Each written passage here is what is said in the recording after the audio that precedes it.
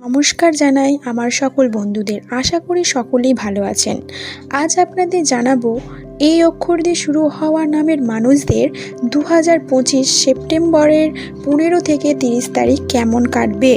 এই সেপ্টেম্বর মাসে এই অক্ষর দিয়ে শুরু হওয়া নামের মানুষদের জীবনে ভালো ও মন্দ কী ঘটতে পারে সেই সম্পর্কে বিস্তারিত জানাবো এই ভিডিওটার মাধ্যমে।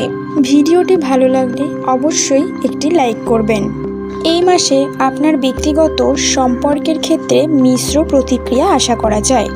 চন্দ্র শুক্র স্কোয়ার কিছুটা মানসিক উত্তেজনা বয়ে আনতে পারে, যার জন্য আপনাকে ধৈর্য ধরতে হবে।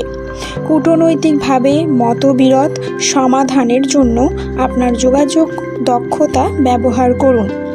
বিদ্যমান সম্পর্কগুলিকে আরও গভীর করার এবং অন্তর্নিহিত সমস্যাগুলি সমাধান করার জন্য এটি একটি ভালো সময়। এই সেপ্টেম্বর মাসটি সামাজিক সমাবেশগুলি ফলপ্রসূ হতে পারে। প্রিয়জনদের সাথে বন্ধনের সুযোগ প্রদান করে। আপনার সম্পর্কের মধ্যে সম্প্রীতি বজায় রাখার জন্য খোলা মনের এবং বোঝাপড়া বজায় রাখুন। পেশার দিক দিয়ে বলতে গেলে এই মাসে আপনার পেশাগত জীবন চ্যালেঞ্জ এবং সুযোগ উভয়ই নিয়ে আসতে পারে।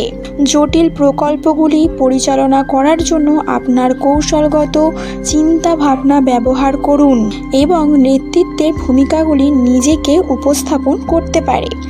আপনার দক্ষতা উন্নত করতে থাকুন এবং সহযোগিতার জন্য উন্মুক্ত থাকুন।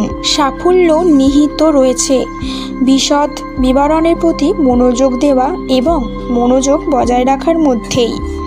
সহকর্মীরা আপনার দিকে নির্দেশনার জন্য তাকাতে পারেন, তাই আত্মবিশ্বাসের সাথে নেতৃত্ব দেওয়ার জন্য প্রস্তুত থাকুন। এই সেপ্টেম্বর মাসের এই অক্ষরদের ভ্রমণের দিক থেকে বলতে গেলে এমন একটি ভ্রমণের জন্য প্রস্তুত থাকুন যা অন্যান্য অভিজ্ঞতার প্রতিশ্রুতি দেয়। আপনি কাছাকাছি বা দূরে যাই হোক না কেন স্বতঃস্ফূর্ততা গ্রহণ করুন এবং নতুন সংস্কৃতির অভিজ্ঞতার জন্য উন্মুক্ত থাকুন। ভ্রমণের সময় তৈরি হওয়া সংযোগগুলি আশ্চর্যজনক এবং উপকারী হতে পারে, তবে সরবরাহের বিষয়ে সতর্ক থাকুন এবং অপ্রয়োজনীয় জটিলতা এড়াতে সমাধানতার সাথে পরিকল্পনা করুন। এই মাসে অবসর ভ্রমণগুলি পুনর্জাগরণ এবং সম্প্রসারণের সম্ভাবনা রাখে। প্রেমের দিক থেকে বলতে গেলে আপনারা প্রকৃতিতে নিজেকে নিমজ্জিত করে আধ্যাত্মিকভাবে সংযোগ করুন। ইতিবাচক আবেগগত আদান প্রদানকে উৎসাহিত করে এমন সহায়ক ব্যক্তিদের সাথে নিজেকে ঘিরে রাখুন যা আপনাদের মানসিক স্থিতিশীলতার পথকে উন্নত করবে। এবার বলি স্বাস্থ্যের দিক থেকে এই ব্যক্তিদের এই মাসে ভারসাম্য এবং আত্মযত্নের ওপর মনোযোগ দেওয়া অত্যন্ত গুরুত্বপূর্ণ।